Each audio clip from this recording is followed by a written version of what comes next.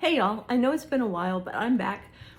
On the 11th of December, I was outside decorating the house and I slipped and I fell down the porch steps. And our porch is quite high. So I broke some bones in my foot. I tore some ligaments.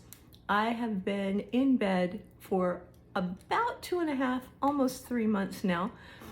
And this is my first day out, actually. Well, maybe my second. It's my first day out for any length of time. And I wanted to get back at the videos because I really missed y'all. And so I hope you missed me too. I hope you'll enjoy this video, and I hope you'll keep watching. Hopefully, I won't be taking a 3-month break ever again. So today we're doing one of my favorites. Can you see that? Chocolate cream pie. It's got a homemade pudding, crumb crust or butter crust, whichever is your favorite, whipped cream on top, and chocolate curls on top of that. It is everything. It's fabulous, and I know you're gonna love it. Let's go over to the kitchen and see how it's done. Strenuous. So you're gonna need your pie crust. You're gonna need flour, dark cocoa powder, eggs, evaporated milk, sugar, salt, and vanilla, and of course butter. One of the problems that I always had with my pie fillings for cream pies is that I would do them on the stove and inevitably they would get scorched. And so we're gonna do this in the microwave. There's no scorching when you do it in the microwave, but if you'd rather do it on top of the stove, you certainly can. Just make sure that you keep an eye on it and you stir it constantly. So the first thing we're gonna do is make some room here, is put the sugar in a microwave safe bowl. All right, now we're gonna pour in the evaporated milk. This is 2 cans, and we're gonna whisk it until it's smooth. I like to do it a little bit at a time because it just helps get all of the sugar crystals out of it.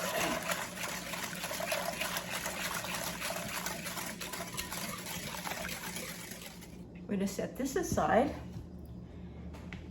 and add the salt to the cocoa and the flour. Whisk it up good.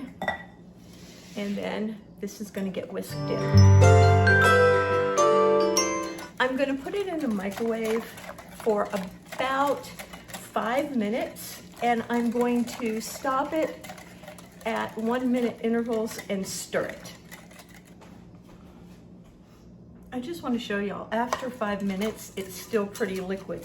But some microwaves cook faster than other microwaves, so you definitely want to take it out and check it after 5 minutes. It's probably still going to be really liquid. I'm going to put it back in, I'm going to set it for 5 more minutes, and I'm going to stir it every 30 seconds. All right, now we've thickened this up. Let me get a spoon so you can see. It's still pourable, but you can run your finger down the back and make a track in the back of the spoon. See that? I can't tell if you can see that or not. I think so. Let me do that again. It's thick enough that it still pours, but you can run your finger down the back of the spoon and make a track. When it's thick, when it's that thick, it's ready to add the eggs.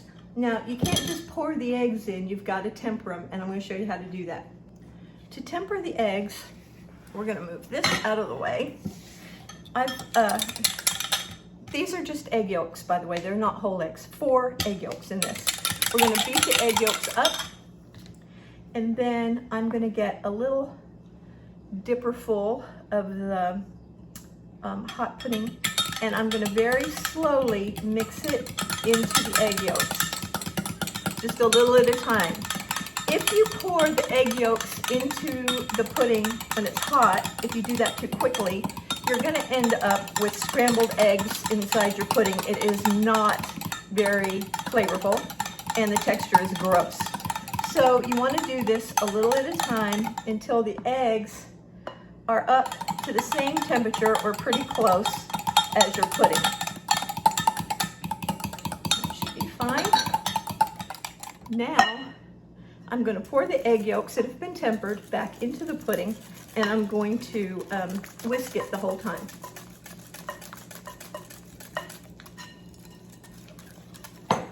Give it a good whisk, and then it's going to go back into the microwave for 2 to 3 minutes or until it's very, very thick. All right, the pudding is hot and it's very, very, very thick. It holds on a spoon really well, and that means it's going to thicken up really well in the refrigerator. This will need to be chilled overnight so it can firm up, and then you can put whatever kind of topping on it you like, whipped cream or Cool Whip, whatever you want to put on there. But it's still not done. Oh, and by the way, the last 2 to 3 minutes that it's in the microwave, you want to make sure to whisk it a little bit every 15 to 20 seconds. You don't ever want this to come to a boil, because if it does, it's going to curdle and there's no coming back from that. So we're going to take our butter and cut it in smaller pieces and just add it a little bit at a time. The reason that I'm doing this is I don't want to cool the pudding down too awfully fast, but I want to get that butter in, you know, and get it mixed in as soon as I can.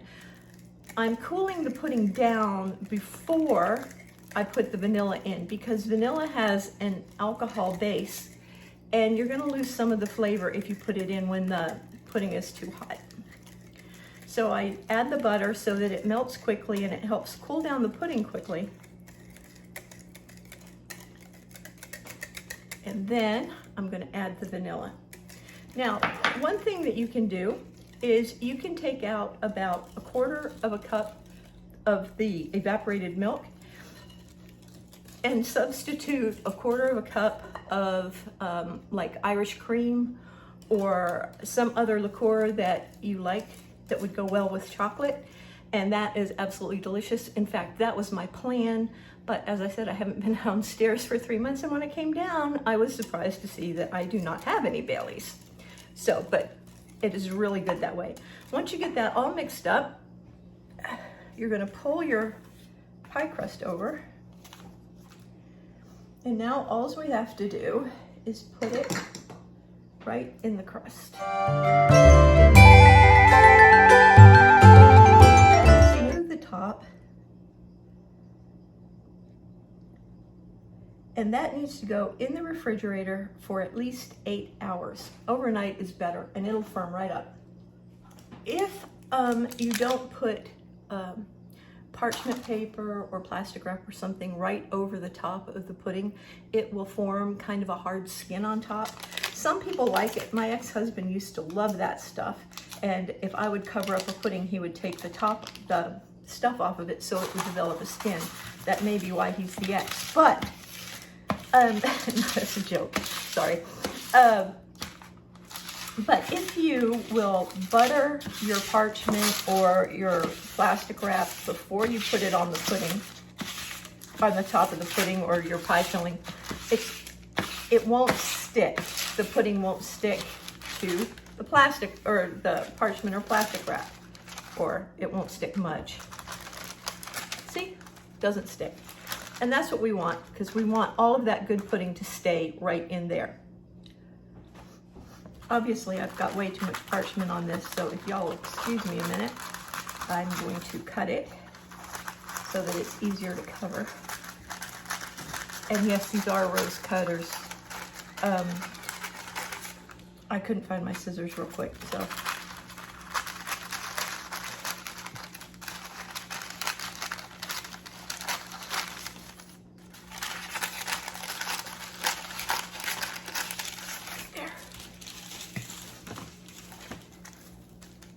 Now we've got that on nice and tight, and we're going to use this plastic wrap. We're going to cover this in the plastic wrap.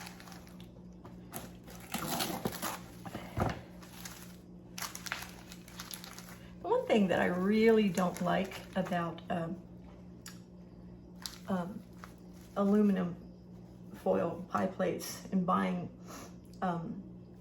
ready-made crust is that when I go to pick them up, they fold. The best way around that I know is to pick them up carefully and put them right in a more secure pie plate and then wrap it up.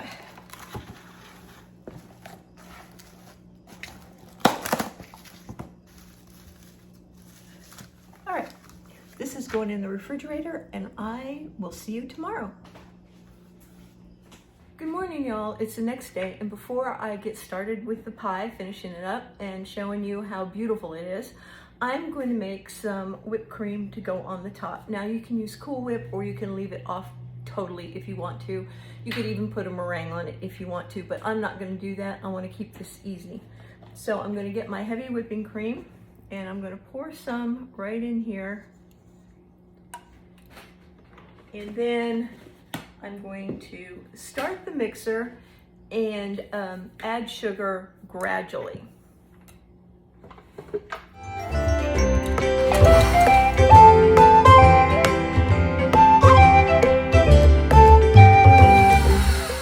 Now, when it's still softly whipped, not quite finished, one of the things I like to do is put a little instant pudding in there. That helps the whipped cream hold its shape, and it won't break down and turn watery as quickly. In fact, when I've done this, sometimes I've been able to hold whipped cream for 3 or 4 days. So it's a great little trick. You don't need much. You only need about maybe a teaspoon. I don't really measure it, but maybe a teaspoon to a teaspoon and a half. And then you just whip that right in. All right, here's our whipped cream, and I'm gonna apologize for the weird shadows today. We have a very dark and dreary day, and as I said yesterday, I have been in bed for 3 months, and I wasn't up to dragging out all of the lighting, so bear with me here. So this is our whipped cream. It's thick and luscious. It's a perfect texture. It's great. All right, just about a teaspoon to a teaspoon and a half of instant pudding mix in your whipped cream will stabilize it and keep it for days. All right, if you remember, I put parchment over the pie to keep it from developing a skin on top. And remember, I buttered the parchment so that the pudding wouldn't stick to it. And look at that. Isn't that fabulous? Comes right off, hardly any of the pudding stuck to it. The pie looks amazing. And I am still gonna keep it in this because I am so afraid I'm gonna go like that and break it up. It's not funny. So now what we're gonna do, because what's a chocolate pie without whipped cream on top, is we're gonna add our whipped cream in a nice thick layer to the top. Just spoon it on there. Doesn't have to be perfect. Again, you want to do this the second day after your pie has been in the refrigerator overnight. You never want to try to put whipped cream on your pie while it's still warm, because the whipped cream will melt and it will be just a layer of milk on top of your beautiful pie. Now, you could certainly serve it like that, but I like to do one more thing. I have melted chocolate chips in the microwave on a plate and then put them in the freezer. And I may need to let this soften up a little bit so it'll work. Once the chocolate's a little bit softened, I'm just gonna take the edge of a vegetable peeler and just make a few little chocolate curls on it, on top of our pie, because it'll be pretty. This is a messy job because the chocolate actually melts in my hand while I do it. But I'm just peeling strips of chocolate off the chocolate that I made, just like you would peel an apple or a potato.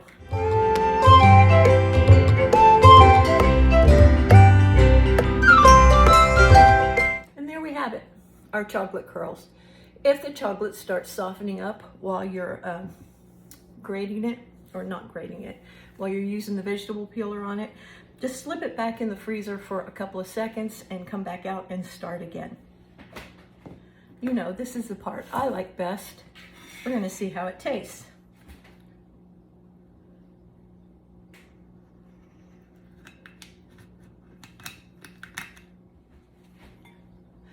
My family's been asking me for about the last 24 hours when this pie was gonna be ready. Chocolate pie is one of our favorites.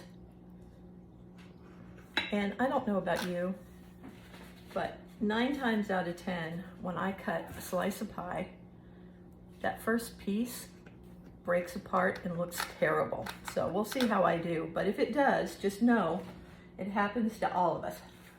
Well, y'all, I battled with this pie and the pie sort of kind of won. So I'm gonna get this second piece out so that it will be pretty for you to look at. The other one did not live up to, it's delicious, but it didn't live up to expectations pretty-wise. So there it is, our pie. We have our dark chocolate cream, our whipped cream on top, our chocolate curls on the top of that, and of course the whipped cream sliding down the side. But it looks delicious to me. What about you? All right, y'all. Here it is. This pie, look at that. Isn't that luscious? It's so thick and rich and dark chocolate. So creamy. This is so easy to make in the microwave. There's really no reason to use instant pudding for a pie filling again. This is just super simple, so much richer, so much creamier. The flavor is dark, dark chocolate, and I know you're gonna love it. You can make it up to probably 2 days ahead of time and it'll be fine if you need to make it ahead for some kind of occasion. So that's it for me this week. Don't forget to subscribe. I hope you liked it. Go to restlesschipotle.com. The link is below to see the full printable recipe, plus a ton of tips and frequently asked questions, things from my experience that will save you time and money in the kitchen, okay? I love y'all and I'll see you next week. Bye.